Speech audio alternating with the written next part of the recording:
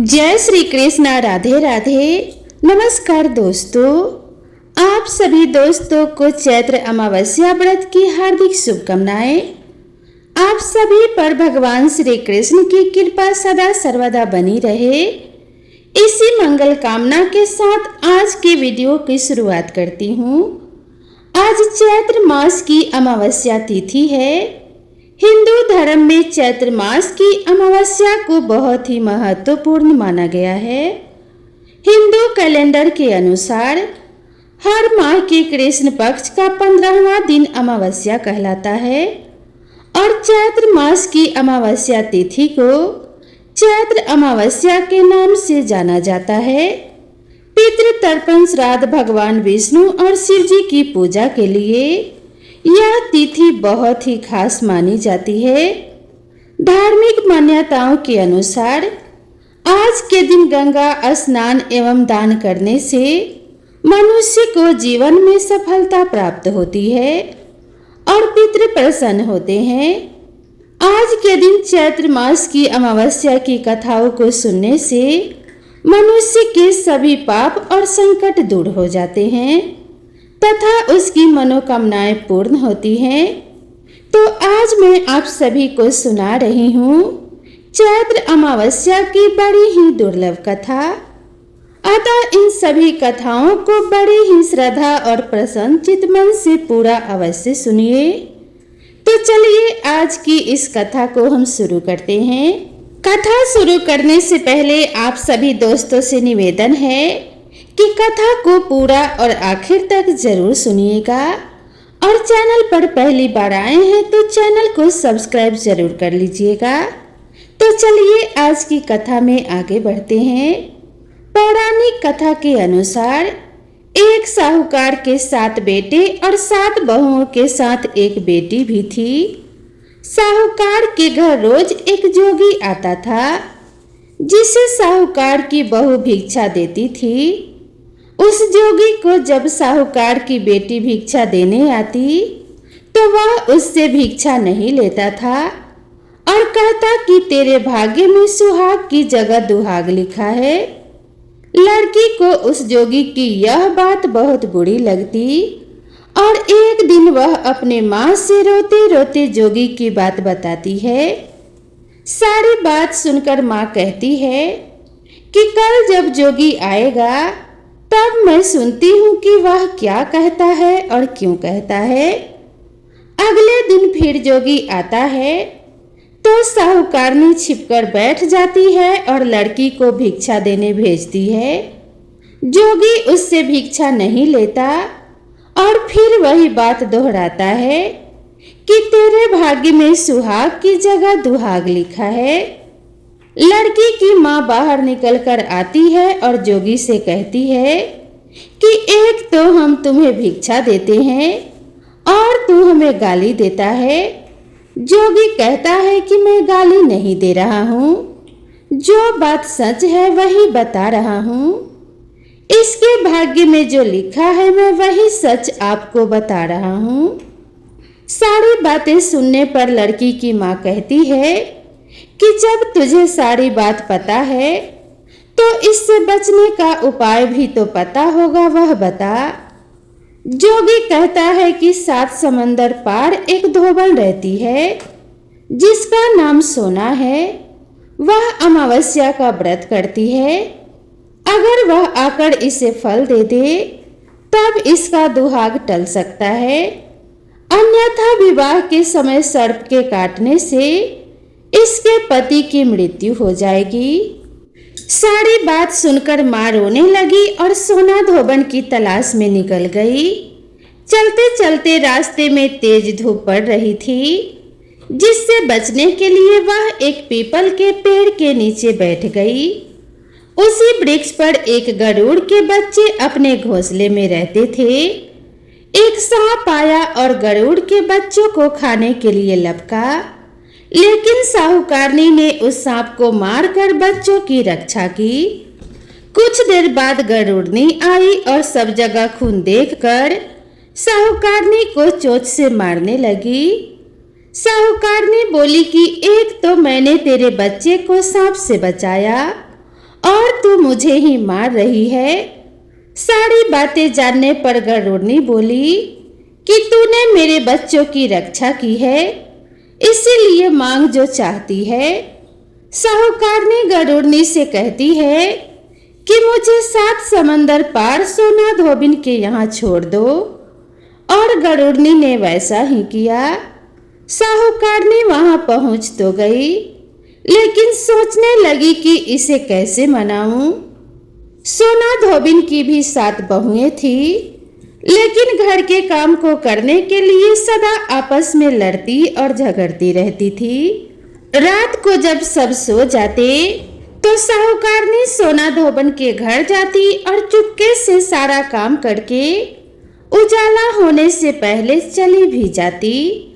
सारी बहुएं आपस में यही सोचती कि कौन सी बहू है जो सारा काम कर देती है, लेकिन एक दूसरे से पूछने की हिम्मत किसी की भी नहीं होती। एक दिन सोना धोबिन ने सोचा कि आजकल बहुएं बहुत लड़ती भी नहीं है और काम भी सारा हो जाता है। सोना धोबिन ने सारी बहुओं को बुलाया और पूछा कि आजकल तुम लड़ती भी नहीं हो और घर का सारा काम भी हो जाता है। सोना धोबिन ने अपनी बहुओं से पूछा, घर का सारा काम कौन करता है? बहुएं सास से झूठ कहती हैं कि लड़ाई करने से क्या फायदा, इसीलिए हम मिलकर सारा काम कर लेते हैं। लेकिन सोना धोबन को अपनी बहुओं की बात पर विश्वास नहीं होता और वह रात में जागकर स्वयं सच देखना चाहती है कि कौन घर का सारा काम करता है। रात होने पर सोना धोबिन छिपकर बैठ जाती है कि देखो कौन सी बहू काम करती है। रात हुई तो वह देखती है कि एक औरत चुपके से घर में घुस रही है। वह देखती है कि उसने घर का सारा काम कर दिया है और जाने की तैयारी में है। जैसे ही साहूकारनी जाने लगती है तो सोना धोबिन उसे रोकती है और पूछती है कि तुम कौन हो और क्या चाहती हो। साहूकारनी कहती है कि पहले तुम मुझे वचन दो तब बताऊंगी।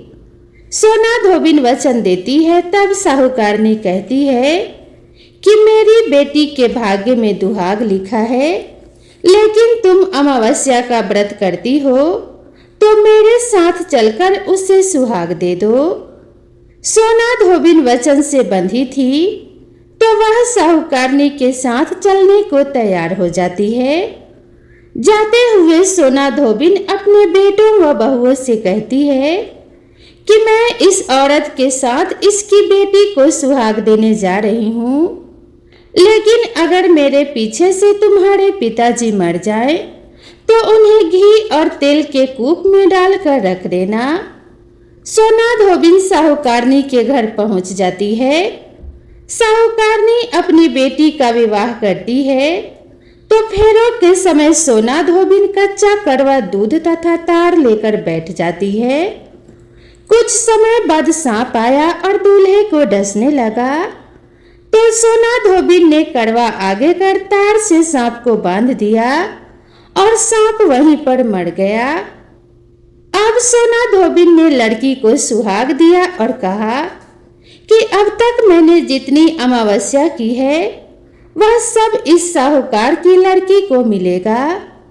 अब आगे जो अमावस्या मैं करूंगी उनका फल मेरे पति और मेरे बेटों को मिलेगा। सभी लोग अमावस्या माता की जय जयकार करने लगे।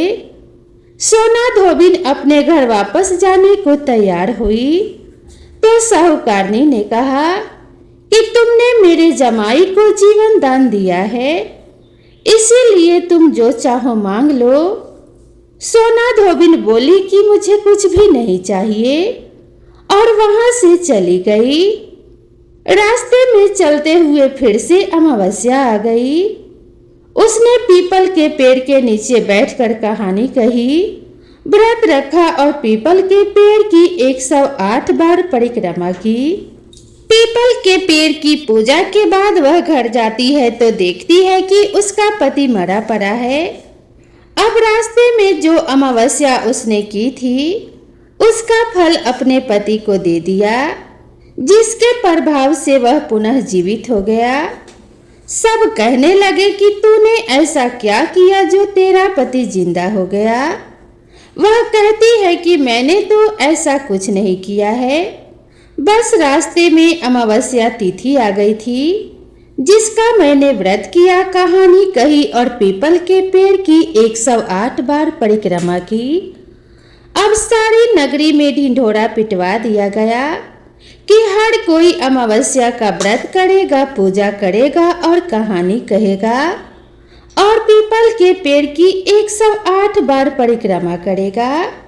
हे अमावस्या माता, जैसा आपने साहूकार की बेटी को सुहाग दिया, वैसे ही सबको देना, सबका कल्याण करना, सभी को सुख समृद्धि प्रदान करना। तो प्रेम से बोलिए अमावस्या माता की जय। अब आइए श्रवण करते हैं अमावस्या व्रत की दूसरी कथा। पौराणिक कथा के अनुसार एक गांव में सास और बहू अकेले रहती थी और उनका बेटा विदेश में कमाने के लिए गया हुआ था।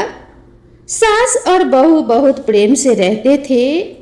दोनों एक दूसरे की देखभाल भी करते थे। एक दिन बहू ने खाना नहीं खाया, तब सास बहू से पूछने लगी कि बेटा, आज तुमने खाना क्यों नहीं खाया। तब बहू कहने लगी, सासू माँ, आज मेरा अमावस माता का व्रत है, इसीलिए मैंने खाना नहीं खाया। तब सास ने कहा, बहू, यह व्रत क्या होता है और इस व्रत को करने से क्या फल मिलता है, इसका सारा विधान मुझे समझाओ। तब बहू कहने लगी, सासू माँ, अमावस माता का व्रत करने से बहुत पुण्य मिलता है, घर में अनधन भरा रहता है, सुख शांति बनी रहती है और अटल सुहाग मिलता है तथा पुत्र की प्राप्ति होती है। इसी तरह से 3 पनौती अमावस्या माता का व्रत भी रखा जाता है। इस व्रत में हर वर्ष अलग अलग खाना खाया जाता है और विष्णु भगवान के मंदिर में चढ़ावा चढ़ाया जाता है या फिर किसी ब्राह्मण को दान दक्षिणा दी जाती है। इस व्रत में पहले साल शक्कर, घी और चावल से बना खाना खाया जाता है। पहले साल व्रत पूर्ण होने के बाद 1.25 किलो चावल, 1 कटोरी घी और 1 कटोरी शक्कर का दान किसी ब्राह्मण देवता को दान में दिया जाता है। दूसरे साल जौ, घी और शक्कर से बना खाना खाया जाता है। इसी तरह जब दूसरे साल का व्रत पूर्ण हो जाए, तब 1.25 किलो जौ, 1 कटोरी घी और 1 कटोरी शक्कर किसी मंदिर में चढ़ाया जाता है या किसी ब्राह्मण को दान में देना होता है। तीसरे साल गुड़, तिल और घी से बने व्यंजन खाने चाहिए। जब तीसरे साल का व्रत पूर्ण हो जाए, तब आधा किलो तिल, गुड़ और 1 कटोरी घी किसी मंदिर में चढ़ाया जाता है या फिर किसी ब्राह्मण को दान में दिया जाता है। सासू माँ, इसे ही 3 पनौती अमावस्या का व्रत कहा जाता है। फिर बहू बताने लगी कि माँ जी, इस व्रत का संकल्प लेने के बाद इसे पूरा करना जरूरी होता है। अगर पूरा नहीं कर सकते तब घर परिवार में झगड़ा और अशांति हो जाती है। तब सासू माँ कहने लगी, बहू, मेरी तो उम्र हो गई है, लेकिन तुम यह व्रत जरूर करना। एक दिन बहू ने किसी के कहने पर गेहूं से बनी रोटी खा ली और अमावस माता इस बात से नाराज हो गई। जो सास और बहू कभी आपस में बहुत प्रेम से रहती थी, अब उन दोनों में झगड़े होने लगे। सभी गांव वाले भी हैरान हो गए कि इनके घर में यह सब क्या हो रहा है। सास अपनी बहू को कहने लगी, जब से तुम हमारे घर में बहू बनकर आई हो, तब से हमारे घर की लक्ष्मी चली गई है। तुम हमारे लिए बिल्कुल भी शुभ नहीं हो। तब बहू ने कहा, माँ जी, आपके घर की लक्ष्मी चली गई है तो मुझे बताओ कि लक्ष्मी कहाँ मिलेगी। मैं माता लक्ष्मी को लेकर ही आऊंगी। तब सासू माँ कहने लगी कि बहू, लक्ष्मी तुम्हें समुद्र के बीच में भगवान विष्णु के पैर दबाते हुए मिलेगी। तब बहू यह कहकर चली जाती है कि माँ जी, अब तो मैं लक्ष्मी जी को लेकर ही वापस आऊंगी, नहीं तो मैं इस घर में पैर भी नहीं रखूंगी।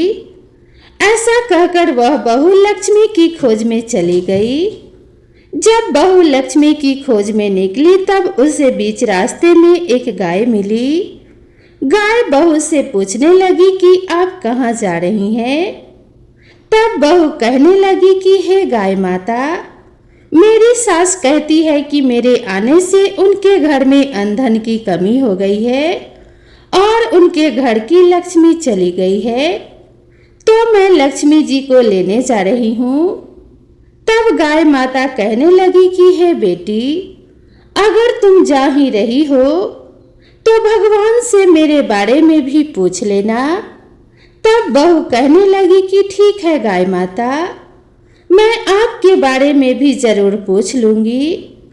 तब गाय माता कहने लगी, जब मेरा बछड़ा होता है तो वो मर जाता है, जिंदा नहीं रहता। तुम लक्ष्मी जी से पूछ लेना कि आखिरकार मेरे साथ ऐसा क्यों हो रहा है। मैंने ऐसे कौन से कर्म किए हैं जिसकी सजा मुझे मिल रही है। तब बहू कहने लगी कि हे गाय माता, मैं आपके बारे में जरूर पूछ लूंगी। ऐसा कहकर बहू आगे बढ़ गई। जब आगे बढ़ी तब रास्ते में उसे एक घोड़ी मिली जिसके गले में घंटी बंधी हुई थी। घोड़ी ने भी कहा कि बेटी, तुम मेरे दुख का निवारण लक्ष्मी जी से पूछ लेना। तब बहू कहने लगी, मैं जरूर पूछ लूंगी। ऐसा कहकर बहू आगे बढ़ गई। आगे जाते ही बहू को एक अंधा और बहरा बुजुर्ग मिला। उसने भी बहू से अपनी समस्या के निवारण के लिए पूछने को कह दिया। तब बहू उसकी समस्या भी भगवान से पूछने का कहकर आगे बढ़ गई।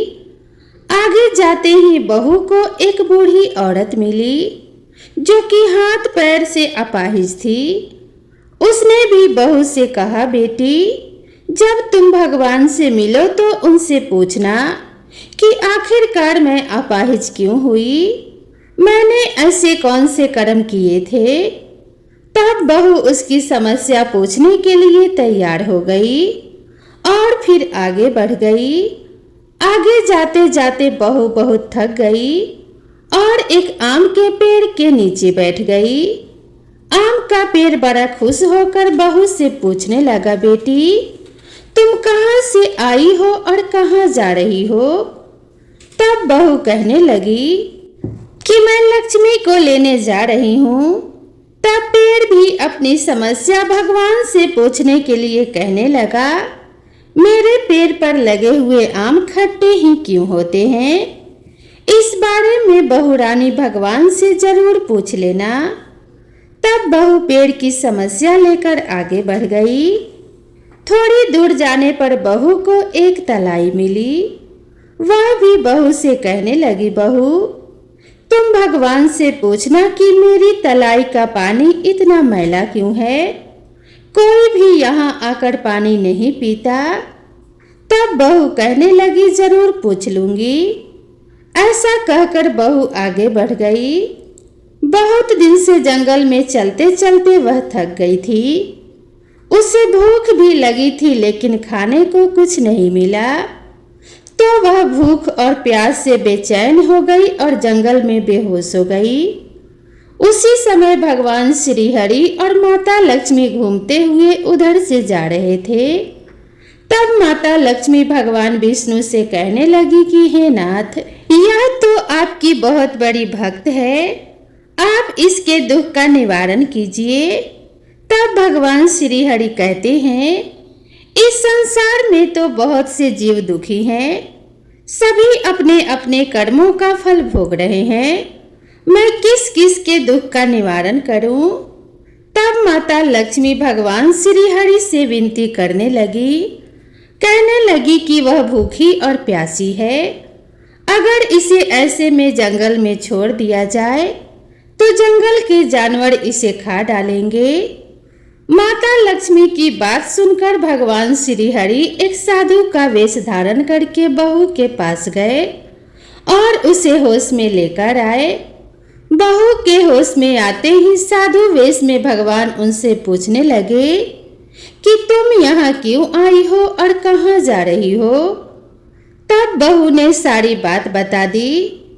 उसकी बात सुनकर भगवान श्री हरि और माता लक्ष्मी प्रकट हो गए और उनके साथ साथ अमावस माता भी प्रकट हो गई। बहू यह सब देखकर उनके चरणों में गिरकर उन्हें प्रणाम करने लगी। तब अमावस माता बहू से कहने लगी, बेटी, तूने मेरे व्रत को खंडित किया है, इसी की सजा तुझे मिली है, लेकिन अब मैं तुम्हें क्षमा करती हूँ।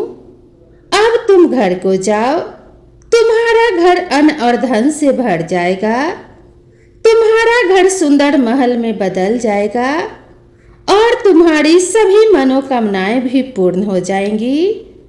यह सब होने के पश्चात बहू ने रास्ते में जो भी मिला था उन सभी के दुखों का निवारण करने के लिए भगवान विष्णु से विनती की। तब भगवान श्री हरि विष्णु कहने लगे, गाय ने कभी अपना दूध किसी और को नहीं पिलाया, इस कारण उसके बछड़े जिंदा नहीं रहते। तुम उसका दूध पी लेना, फिर उसके बाद उसके बछड़े जिंदा रहने लगेंगे। और घोड़ी पिछले जन्म में आटा पीसने वाली महिला थी, वह किसी को आटा पीस कर नहीं देती थी, इसीलिए उसके गले में चक्की के पाट बंधे हुए हैं। तुम उसके पाट खोल देना, वह बिल्कुल ठीक हो जाएगी। और वह बुजुर्ग कभी भगवान के मंदिर नहीं गया, ना ही कभी उसने भगवान के भजन सुने। तुम उसे ले जाकर मंदिर में दर्शन करवा देना, इससे वह बिल्कुल ठीक हो जाएगा। अपाहिज महिला ने कभी अपनी जवानी में दान पुण्य नहीं किया, इसीलिए उसको भी यह सजा मिली है। तुम उससे कुछ भी दान करवा देना तो उसकी विकलांगता भी दूर हो जाएगी। और वह आम का पेड़ उसने तो कभी अपने पेड़ का आम किसी बच्चे को भी खाने को नहीं दिए, इसी कारण उसके सभी आम खट्टे होते हैं। अब तुम उस पेड़ का आम खा लेना, फिर उसके बाद में उस पेड़ के आम मीठे आने लगेंगे। और तलाई का पानी पिछले जन्म में देवरानी जेठानी थी, वह हमेशा आपस में झगड़ा करती रहती थी, इसीलिए उसका पानी इतना मैला है।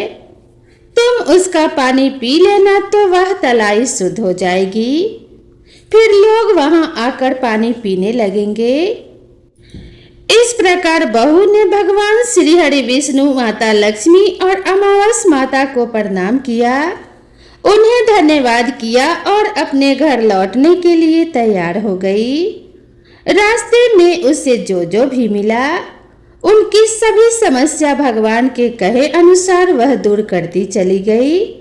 सभी ने उसे भर भर कर आशीर्वाद दिए। घर पहुंचते ही उसका टूटा फूटा घर एक सुंदर महल में बदल गया। उसके घर में अन्न और धन के भंडार भर गए। अब बहू ने अपनी सासू माँ से कहा कि सासू माँ, आपने तो सच में कहा था कि मैं आपके घर के लिए शुभ नहीं हूँ। मेरे जाने से आपके घर में लक्ष्मी आई है, तो अब मैं यहाँ से जा रही हूँ और मैं जाकर मर जाऊंगी। तब सास ने कहा, बेटी, यह सब तुम्हारे अमावस माता के व्रत करने का ही फल है जो कि हमें मिला है। अब तुम यहीं पर रहो, अब तुम यहाँ से कहीं नहीं जाओगी। इस प्रकार सास और बहू खुशी खुशी रहने लगी। और फिर एक दिन सास का बेटा भी विदेश से वापस लौट आया। घर में जब उसने खूब सारा धन दौलत देखा और अनधन के भंडार देखे, तब उसकी माँ ने सारी बात अपने बेटे को बता दी।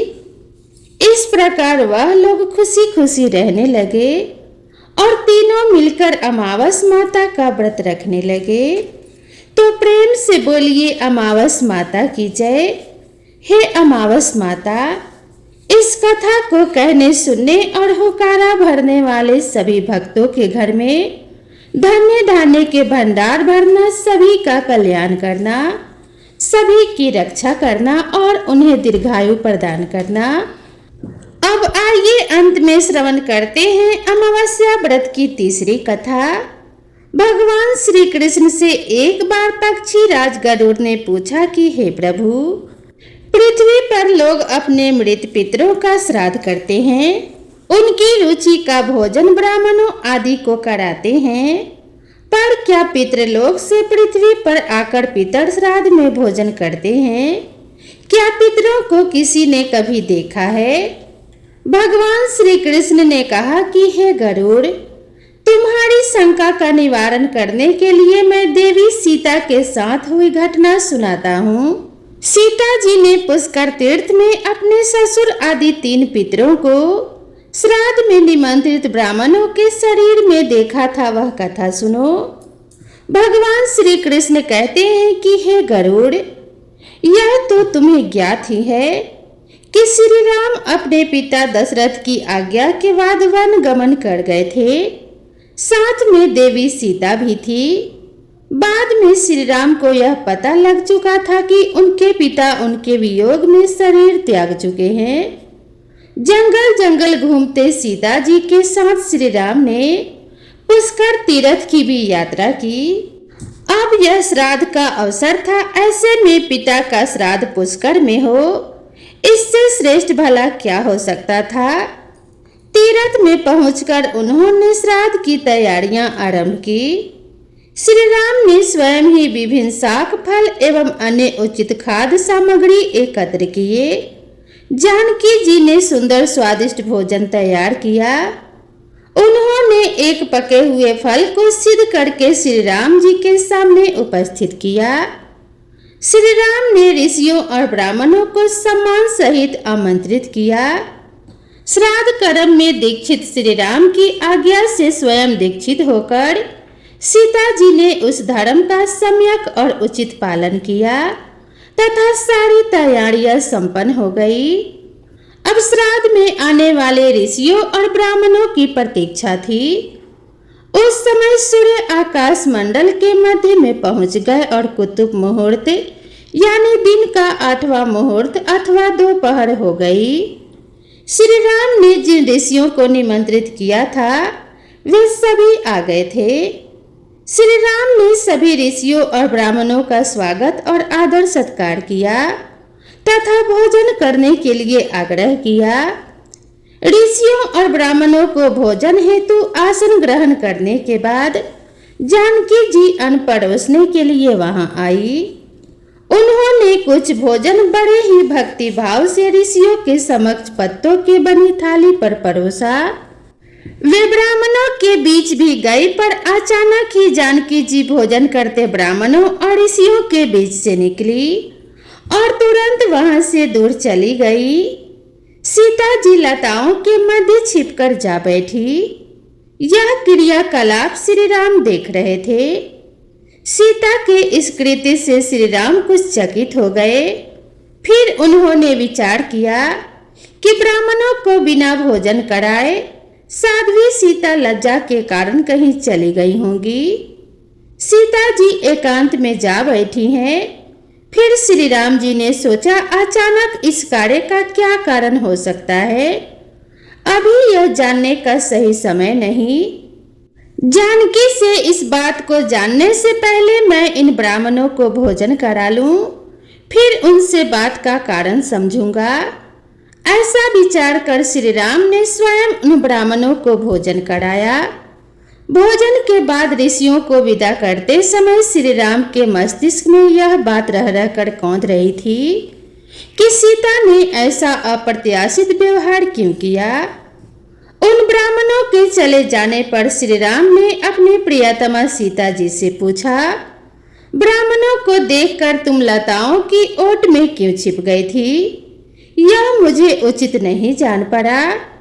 इससे ऋषियों के भोजन में व्यवधान हो सकता था, वे कुपित भी हो सकते थे। श्री राम बोले कि हे सीते, तुम्हें तो ज्ञात है कि ऋषियों और ब्राह्मणों को पितरों के प्रतीक माना जाता है, ऐसे में तुमने ऐसा क्यों किया? इसका कारण जानने की मुझे इच्छा है, तुम मुझे इसका कारण अविलंब बताओ। श्री राम के ऐसा कहने पर सीता जी मुंह नीचे करके सामने खड़ी हो गई और अपने नेत्रों से आंसू बहाती हुई बोली कि हे नाथ, मैंने यहाँ जिस प्रकार का आश्चर्य देखा है उसे आप सुने। इस रात में उपस्थित ब्राह्मणों की अगली पांत में मैंने 2 महापुरुषों को देखा जो राजा जैसे प्रतीत हो रहे थे। ऋषियों ब्राह्मणों के बीच सजे धजे राजा महाराजा जैसे महापुरुषों को देख मैं अचरज में थी। तभी मैंने आपके पिता श्री के भी दर्शन किए, वह भी सभी तरह के राजसी वस्त्रों और आभूषणों से सुशोभित थे। आपके पिता को देखकर मैं बिना बताए एकांत में चली आई थी। मुझे न केवल लज्जा का बोध हुआ, वरन मेरे विचार में कुछ और भी आया। तभी मैंने यह निर्णय लिया, हे प्रभु, पैरों की छाल वक्कल और मृग चर्म धारण करके मैं अपने ससुर के सम्मुख कैसे जा सकती थी? मैं आपसे यह सत्य ही कह रही हूँ। अपने हाथ से राजा को मैं वह भोजन कैसे दे सकती थी जिसके दासों के दास भी कभी वैसा भोजन नहीं करते। मिट्टी और पत्तों आदि से बने पात्रों में मैं उस अन्न को रखकर मैं उन्हें कैसे देती? मैं तो वही हूँ जो पहले सभी प्रकार के आभूषणों से सुशोभित रहती थी, और आपके पिताश्री भी मुझे वैसी स्थिति में देख चुके थे। आज मैं इस अवस्था में उनके सामने कैसे जाती? इससे उनके मन को भी क्षोभ होता। मैं उनको क्षोभ में भला कैसे देख सकती थी? क्या यह कहीं से उचित होता? इन सब कारणों से हुई लज्जा के कारण मैं वापस हो गई और किसी की दृष्टि ना पड़े, इसीलिए इन सघन लताओं के बीच में जा बैठी। गरुड़ जी बोले कि हे भगवान, आपके इस कथा से मेरी शंका का उचित निवारण हो गया है कि श्राद्ध में पितृगण साक्षात प्रकट होते हैं और वे श्राद्ध का भोजन करने वाले ब्राह्मणों के शरीर में उपस्थित रहते हैं। भगवान श्री कृष्ण की इस कथा से गरुड़ जी के शंका का समाधान हो गया। तो दोस्तों, आज की यह कथा यहीं पर समाप्त होती है। आप सभी को यह कथा और यह वीडियो कैसी लगी कृपया कमेंट करके ज़रूर बताएं, और इसी तरह की नई नई कथाओं और नई नई कहानियों के लिए मेरे चैनल से जुड़े रहें। तो दोस्तों, मिलते हैं इसी तरह की नई कथा और नई कहानी के साथ। तब तक के लिए राधे राधे।